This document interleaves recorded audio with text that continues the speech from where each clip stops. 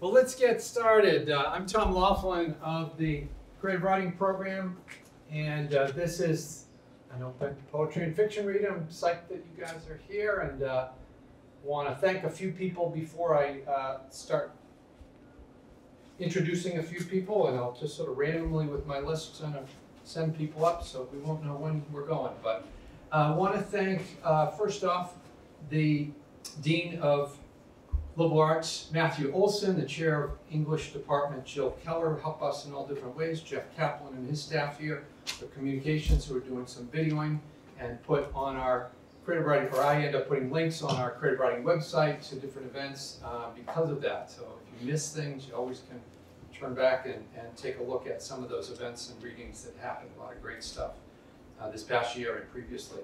I want to thank the staff in the Office of Student Engagement who help support and pay for food and other things, and Beth Noel of Marketing, who helps get word out to students and to everybody on campus. I'm excited. We've got, I think, 13 readers of fiction and poetry today, so let's get kicking. And if you can, just maybe make sure you silence devices, and always helpful to support those readers that are up here putting forth their work, and if you like what you hear, snaps and claps and all that can help. So we will start with Amelia Caputo. Start with her. Amelia.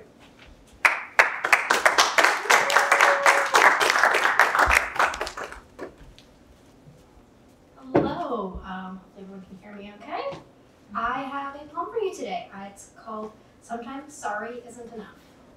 A dam breaks, something finally giving, pressure building, finding a crack, and this time I can't be forgiving. I'm sorry, but there is no going back.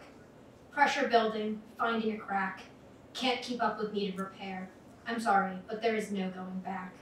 My seams starting to tear. Can't keep up with needed repair. Pushing, hoping for a breakthrough. My seams starting to tear, but so are yours too. Pushing, hoping for a breakthrough. My apologies feel weak, but so are yours too. Sorry isn't enough when things are bleak. Apologies feel weak. There isn't anything left to say. Sorry isn't enough when things are bleak. It's time for us to go our own way.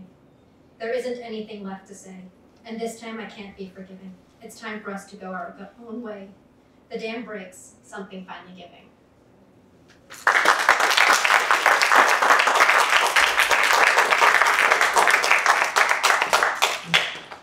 Thanks for kicking us off, Amelia. And our next reader will be Adam Coffey. Adam.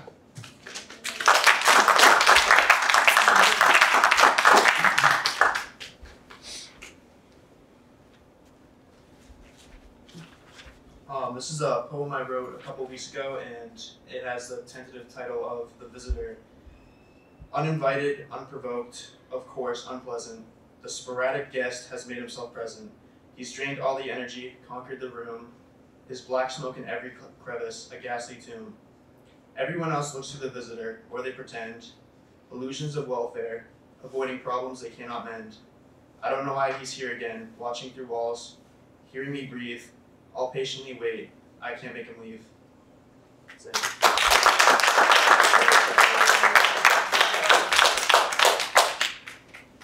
Thank you, Adam. And our next reader is Rose Crow. Rose.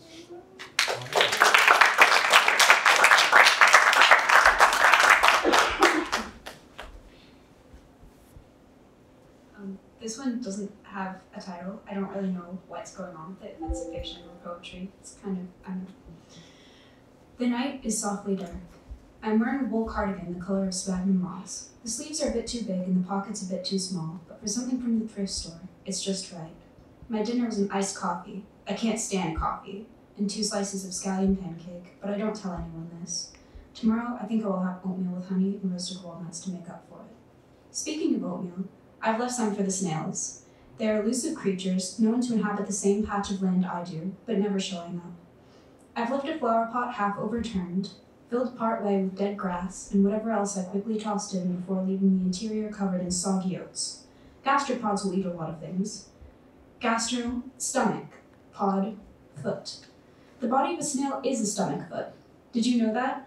They have thousands upon thousands of teeth, which might not seem like something that a snail would have, just shapeless little creatures of slime with a curl of calcium triumphantly perched atop, like some jaunty admiral's hat, signifying a glorified slug. They are a foot. They have but one, strange to us. Did we think they had more? Less? When was the last time you ever thought about snail feet? I think about small creatures quite a lot, actually.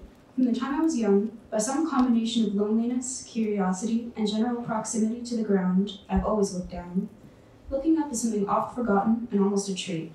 Remembering to look up to see wheeling gulls or even the pockmarked ceiling tiles of the school feels like I am breathing in the first breeze of autumn. The grass has been my friend, and the dirt my home, and the things it houses my neighbors. Life teems in the soil. Fungus, bacteria, of course, earthworms, my lovely five-hearted friends. This fact I learned by looking at a diagram in the back of a geology textbook at the age of 11. Roots slumber as the very essence of life sustains the swaying leaves they anchor. And snails. They are down there, I'm sure. Someday I will see one. I can't be sure. Once, on a gray day in Michigan, I found a small garden snail on a clump of bright and cheerful weeds outside a brick school building. I think about that snail sometimes, on occasion. I think tomorrow I will have oatmeal, just like I promised myself as I ate my deplorable dinner backstage during the first and last dress rehearsal for the play. I think I will make some tea too. Some Earl Grey seems nice. Maybe tomorrow I will find a snail.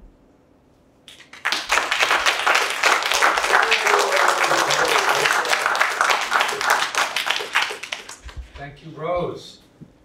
Our next reader is Paul McConaughey. Paul.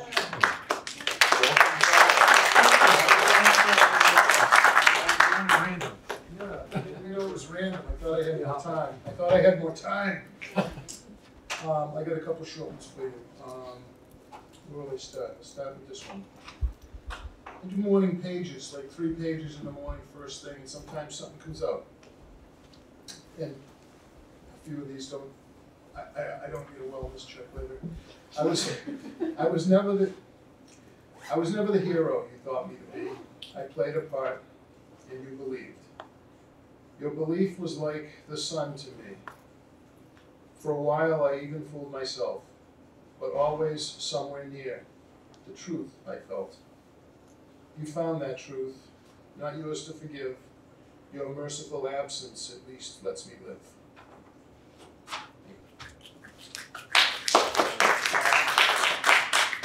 This one was just a couple weeks ago. Sometimes I think of you at the oddest of times. A song, a show, a scent, a scene, and we're together again, laughing, hugging, arguing, not talking. All of it good, all of it real. For those few moments, I've no regrets. There are no what-ifs. It's real, it's good, it's okay. And then I miss you again.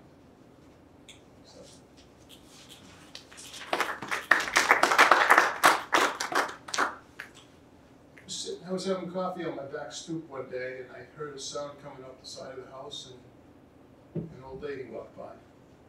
It's called Future Imperfect. She shambles by my back door while I'm drinking my special coffee, feeding my spirit and other exceedingly consequential activities.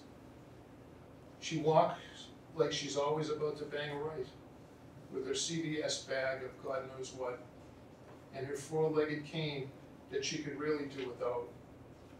I heard her before I saw her, coming up the sidewalk to the left, conversing soulfully with one who wasn't there and maybe never was. And then I was showing my friends this, I found this little composition book and some stuff that was old, so I didn't want to remove the pages and put it in my poetry book because it lasted in there for 20 years. I wrote this in a Narcotics Anonymous meeting sometime in around January 2005. It's sort of sad. It's called Heather. The sad thing for me is I can't remember her face. So, Heather. Why it happens, none of us knows. I can't really read my old writing either, I'm not used to it. Why it happens, none of us knows.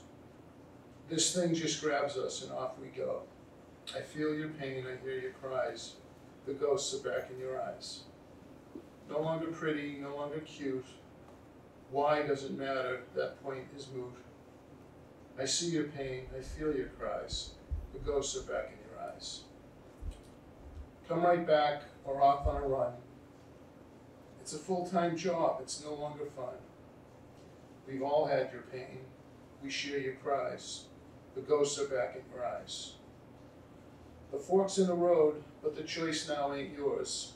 I pray I see you come back through those doors. I feel your pain, I hear your cries. The ghosts are back in your eyes. Thanks.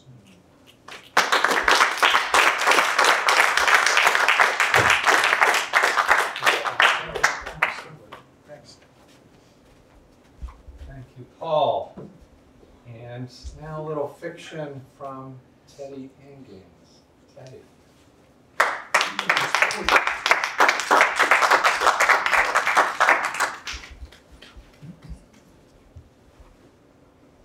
This one I titled The Willow Where We Met.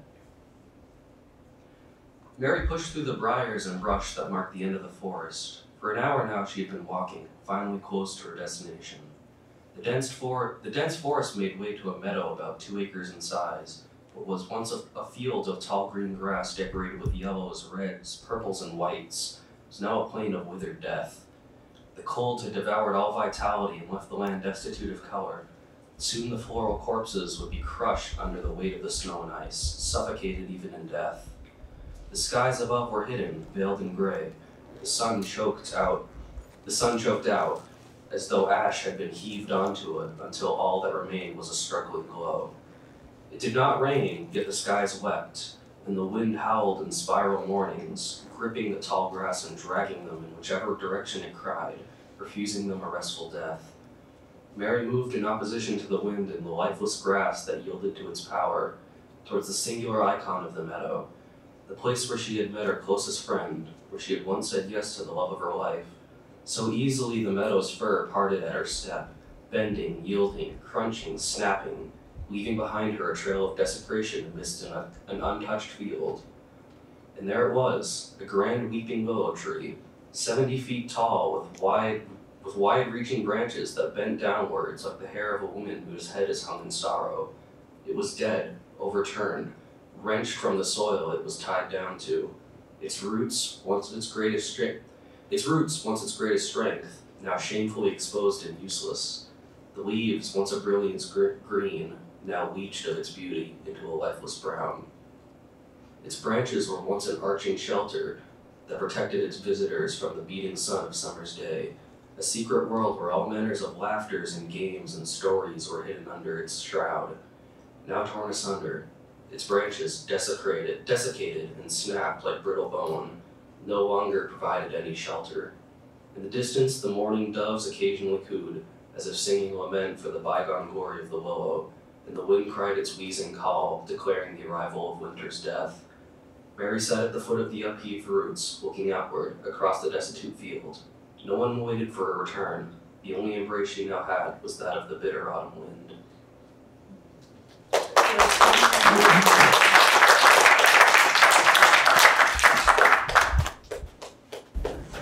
Thank you, Teddy.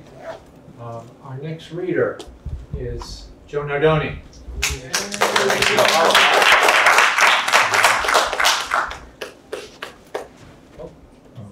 There we go.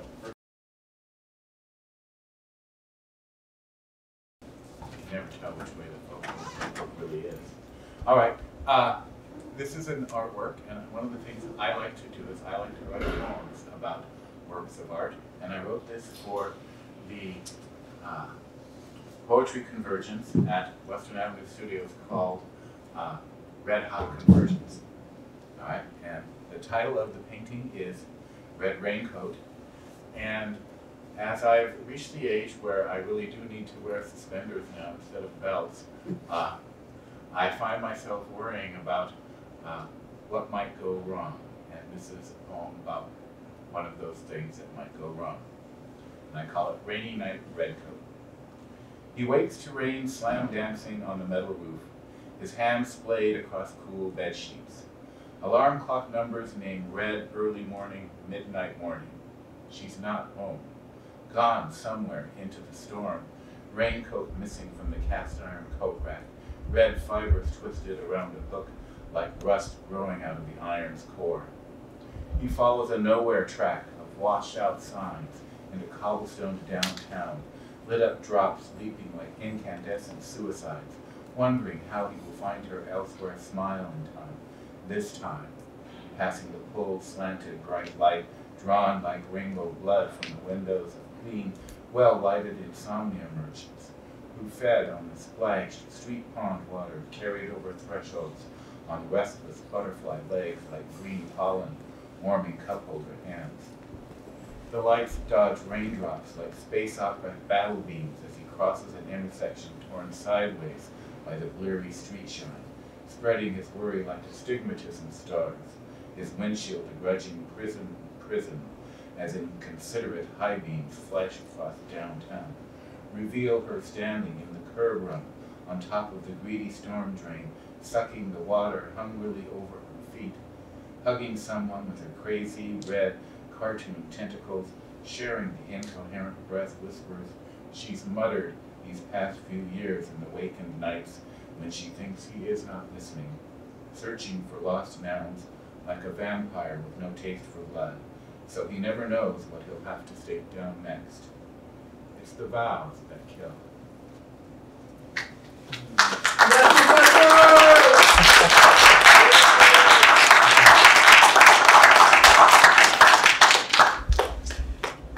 Thank you, Joe. Our next reader is Elle Pinkerman. Elle.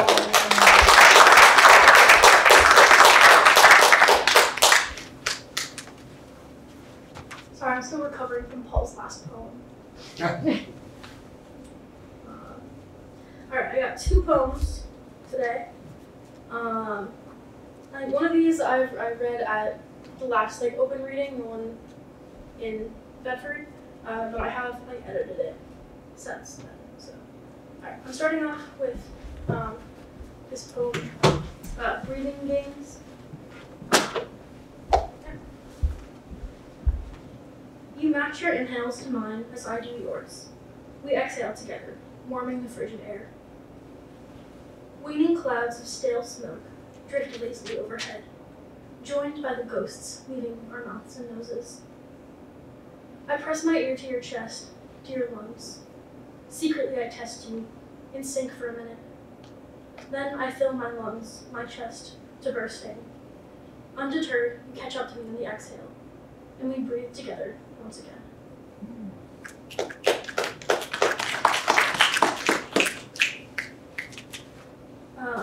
And then this is Ugly Poem number 7. It was a series of poems about ugly feelings. This is the one that I read last reading. Float on by modest mouse is Brayden. I worried about him, with pain under his sleeves. Our slashed wrists bound us together with gauze and cotton. He is older now than I thought he ever would be. Older than I was when I knew him. A version of me still cares for a version of him. Singing with our guitars slightly out of tune. Even though I would no longer recognize his face, a version of him still pours my syrup. The Beatles are Jackie. I hear her laugh in every lyric. Such a loud cackle from such a soft creature. I miss her when I have the time. A bright spot dimmed by the universe. Only the cold, cruel joke of April to blame for her death. Movie starring Robert De Niro, or Leo, and everyone with an eyebrow notch, and turtles swimming just under the surface of a garden pond. I never thought I would see him again, especially not on my newsfeed. I didn't know he wasn't sober anymore. His smug smile, 6 feet under, twisted like roots beneath the earth. My heart makes a sharp left turn when I think about people I'll never see again. Gone or dead, it doesn't matter. They've changed either way.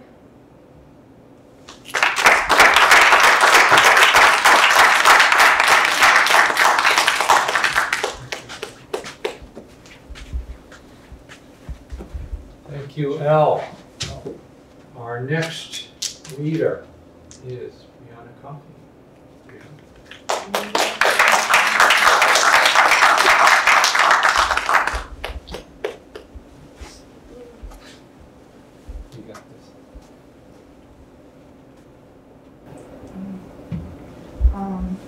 So this is kind of a poem that was inspired by a fight I had with my little brother. He had called me bitch after I interrupted his Call of Duty game. Okay. I guess. Bitch. Maybe that was it. Bitch. I guess I protected him a little bit too much. So I stopped. I guess I stopped sitting in his room, listening to him play piano. I guess I stopped listening. I stopped caring. I stopped asking. I guess he still asked, "Do you want McDonald's? I bought you fries." He still cared. I guess I was selfish, ignorant, unforgiving.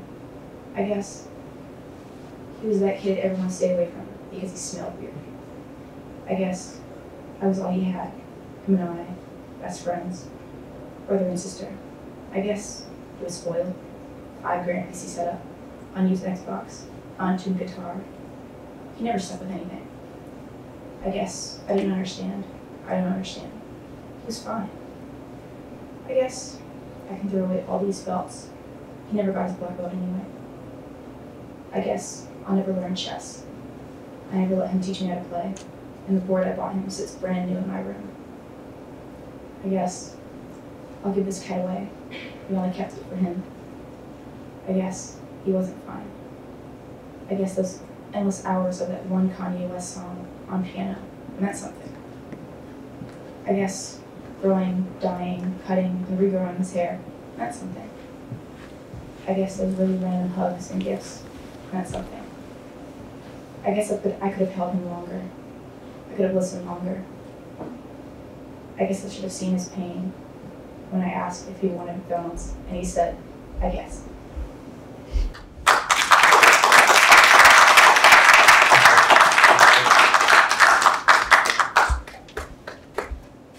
Thanks, Brianna. Our next reader is Matthew Todd. Matthew.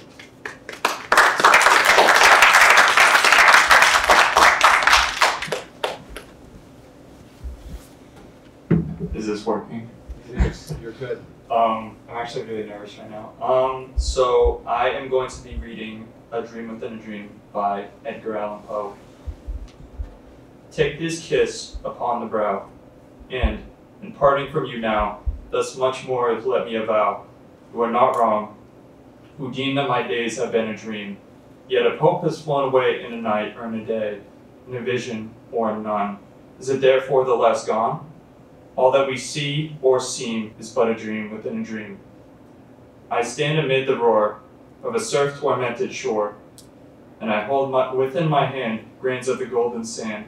How few, yet how they creep through my fingers to the deep, while I weep, while I weep. O God, can I not grasp them with a tighter clasp? O God, can I not save one from the pitiless wave? Is that all we see or seem but a dream within a dream?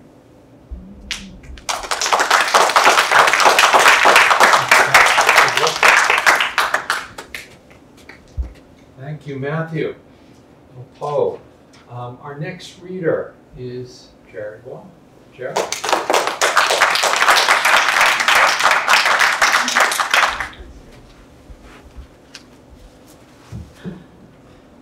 I don't know how microphone do. Can everyone hear me okay? Yes. Thank you to everyone who... Tall people problems. Thank you to everyone who said that you were uncomfortable or nervous. Getting up here to speak makes me feel less so. I have a longer piece of fiction today that's very rough. Because I don't trust myself, despite practice, I'm just going to set a timer with it. Its working title for it is called Post-Mortem Meet Cute. Ever since you came back, your memory has been very selective. You found yourself unable to remember the name of the place where you came to, where some of your earliest memories began. You can't remember how you left that laboratory or the cave that housed it, if you left of your own volition or if someone took you away. You can't remember how how long the others in the lab, you can't remember how the others in the lab died, or how long they were remains and not people. You don't remember how you became a skeleton, or how you became mobile again. Your therapist says that it's important to remember the distinction between what you could remember and what you know. You do know that skeletons don't often move after death, and you know that normally they don't glow purple either. Bearing that, you tell your therapist that you're not sure if you're the same person you were in life with amnesia, or if someone or something entirely new. Your therapist says that it's better not to focus on that, on the past, and to make the most out of navigating your second chance at life, focusing on what you know. You remember that you can't remember your name or the name of the person you were before you woke up for the first time down below. But when you were reading through potential girl names with your roommate, you remember connecting with some more than others. Like a warmth in the space below your ribs, where a stomach would be, a feeling of recognition, and eventually settled on Leslie. You can't remember if you knew Tyler, your roommate, before in your previous life, before he found you on the edge of the forest, not far from the lab or from the cave where you rose. You especially don't try to think about this too much. You really did like the idea of him knowing something about you, your condition or current state of being, that you didn't. And you also don't feel like you can afford to be picky. Not many people would be willing to be, not many people would be willing to give an enamored, glowing skeleton a place to stay in their own home indefinitely, let alone befriend them. Here you should probably... You remember that you were attracted to girls. You had too much going on in those first weeks to consider anything remotely romantic or sexual. But over time,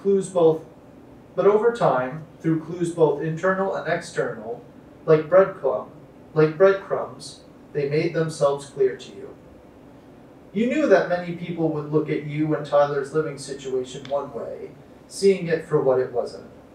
But there were also flashes, not of memories, but more of feelings, of heat and phantom stomach and cheeks, a light, ticklish pressure in the crook of your neck, the idea of looking into someone's eyes and finding snowflakes caught in someone's eyelashes, finding them beautiful. You knew that you were gay, and once you got caught up on the terminology, it just made sense. It also helps that Tyler had never come on to you. From some frame of reference that you couldn't understand or name, you could tell that Tyler was handsome, conventionally attractive, and that it did nothing for you. Tyler never came on to you, but there were a couple of circumstances where he would walk into a room shirtless or in a towel without knowing you were in there and would immediately retreat. You had mixed feelings on nudity. You don't have anything socially deemed private to hide, but you viewed clothes like shoes. Sometimes it was more comfortable to go without, but it wasn't something you could get away with in public. When you told Tyler that you remembered that you were gay, he responded warmly and kindly. "Cool," he had said, with a small smile, quickly following. He jokingly added that you both didn't have to experience exploring the dating pool alone. Both Tyler and your therapist, the two people you see the most, the former even helping you find the later, were both suggesting, even praising the benefits of meeting other people. You know that there were good intentions there, but it didn't change the fact that the constant barrage of the same advice made your bones crawl, for lack of a better, more applicable term. You're so busy trying to fill in the gaps of your new and old life, realizing the implications of your very existence, which as far as you could tell is unique, that you can't imagine going outside these bounds. And that is all I have right now.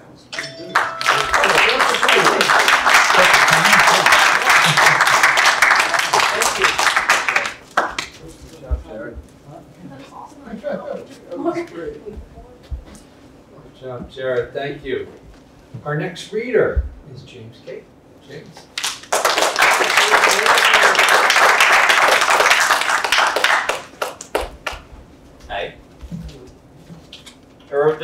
this one is really short, but I think it's important because I use it as a reminder not to take life too seriously. So, worms. One day, I took a wrong turn and found a fat, juicy worm. I was hungry, it wriggled, I gobbled and giggled, but boy, did my stomach churn. Thank you.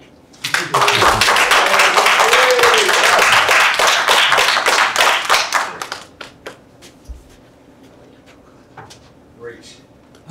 Did anybody else decide they want to step up and read?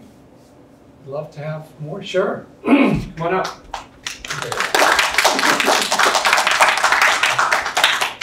Introduce yourself. Okay, great.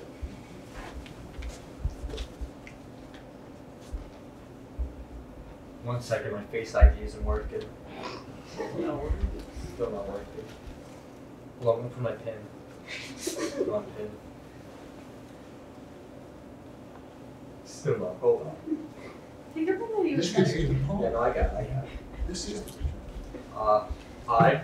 If you don't know me, my name's Jack, and this is a poem I like because it reminds me how good life can be.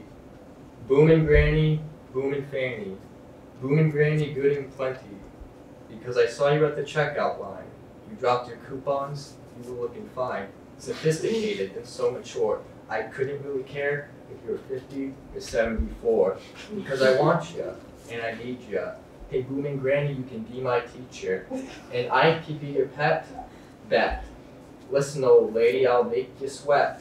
I know I'm younger, and you're much older, but you look so nice on my Chevy Nova. I'm gonna take her to the lowrider show and flaunt ya. Thank you.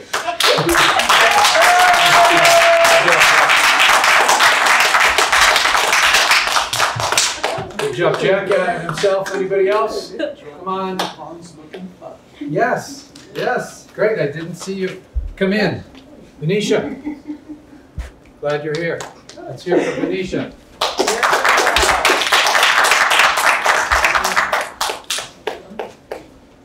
Compared to Jared, I got short people problems. I don't have a title for this. I actually just wrote this. It's what happens beneath that runs deep. Not what is seen on the surface, you see. See, we walk by faith and not by sight, yet we catch flights whenever there's a fight. To stand steadfast and outlast the waves of our past, the storms sweep through, like oceans with turmoil fueled by the guise of whom we used to be, or what was, or who our parents were, or maybe still are. Just passing through this generation, don't you know that you were made to break those generational curses? The cycle stops with you. Even throughout those trials and accusations, the blood speaks a greater testimony. It has wiped you clean. We have an advocate, and by the blood of the Lamb we are free and clean of all charges, yet we are still bound and shackled from head to toe, forcibly trying to break free, squirming and tearing our skin with every turn as the blood stains the chains of our dignity. Whom the sun sets free is free indeed.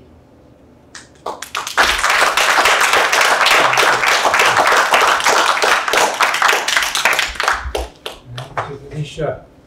Any other takers? Okay, well, I will pitch in a poem to finish things off. And this is a newer poem. I was in Ireland this summer, big family reunion of 120 people who flew over to spend a week together, and afterwards did some traveling, and ended up in a place and went for a walk and some discovery there. So this came out of that. It's called Finding Ourselves at Newtown Castle. And an epigraph that is a quote from Newtown Castle in Ballyvan, County Clare, Ireland. When the present owners bought the castle in 1987, its structure was intact, but the roof was collapsed, fireplaces pillaged, windows missing, and stonework damaged. The sole occupants were a pair of sparrowhawks. Intending to stay just outside Galway, we booked a room in a guest house 12 miles from the city in Ballyvan, later finding the measure to be across Galway Bay for hardier swimmers, we supposed. So this morning, views of shop windows have been exchanged for narrow paths damp with the shade of green, stone-walled fields of sheep and sleepy cows, the Burren's craggy hills edged by a flat blue bay, and a heritage trail that leads us to Newtown Castle, its 5 stories calling for a climb, stone steps boot smoothed over centuries, circling and circling upward to each level's low arched doorway that bows our heads into an echoey chamber, empty now, but for the blackened maw of a long, cold hearth, and finally up the tower's great skull, with its arched beams overhead. The walls here are decorated with castle history, rewards for a long climb, and we learn of its 16th century building by O'Brien's, followed by centuries of occupation by O'Loughlin's, newly discovered cousins, it seems, up through an 1839 ordnance survey letter listing the castle in good repair and inhabited by Charles O'Loughlin, and then a few decades later when it was home to Peter O'Loughlin, a colorful character known locally as the Prince of the Burren.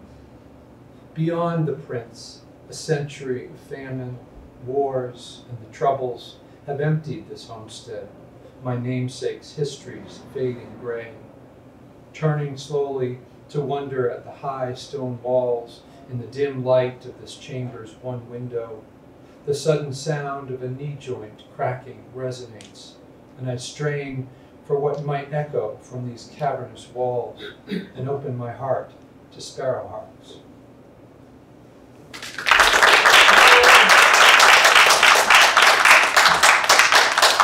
Thank you, everybody. Let's hear it for a big round of applause for everybody who read it.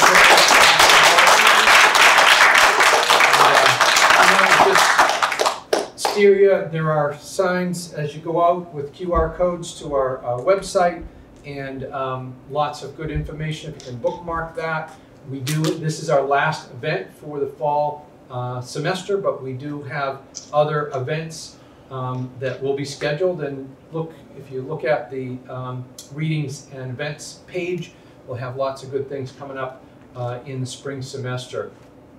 Joe Torra will be reading.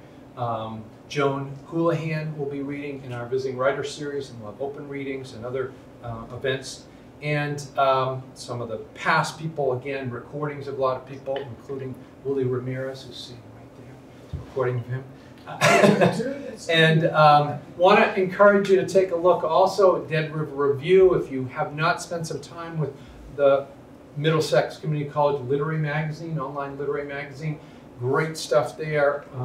Fiction, poetry, creative nonfiction, images, beautiful work by students and faculty and staff at the college. The deadline for our next issue, the 9th issue, will be in the spring, and want to encourage you to submit work.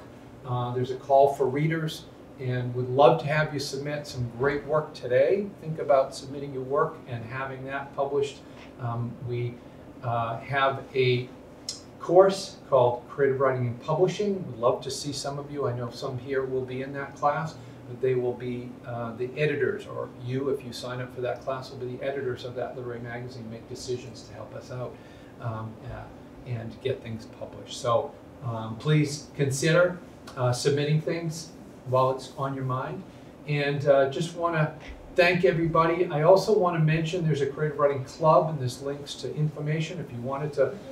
Jared is the president, and have yourself added to the list if you're interested. They meet on Monday, Mondays 5 to 6 usually, virtually, so join them. And what's that?